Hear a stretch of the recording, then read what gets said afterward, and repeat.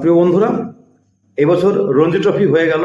মুম্বাই ফাইনালে বিদর্ভকে হারিয়ে চ্যাম্পিয়ন হলো। মুম্বাইয়েরই ক্রিকেটার মুশির খান, সারফরাজ খানের ভাই, কোয়ার্টার ফাইনাল, সেমিফাইনাল, ফাইনালে অসাধারণ পারফরমেন্স তিনি দেখিয়েছেন ব্যাটিং এবং বোলিংয়ে। ফাইনালে তিনি ম্যান অফ দ্য ম্যাচও হয়েছেন, মাত্র 19 বছর তার বয়স। ম্যান অফ দ্য টুর্নামেন্ট হয়েছেন মুম্বাইয়ের ক্রিকেটার তানুষ কতিয়ান, তার অলরাউন্ডিং পারফরমেন্সের জন্য। সব থেকে বেশি রান করেছে রিকি ভুই, আর সব থেকে বেশি উইকেট পেয়েছে সাই কিশোর। রঞ্জি ট্রফি আমাদের ঘরোয়া ক্রিকেটের একটা সাপ্লাই লাইন, 4 বা 5 দিনের খেলা হয়।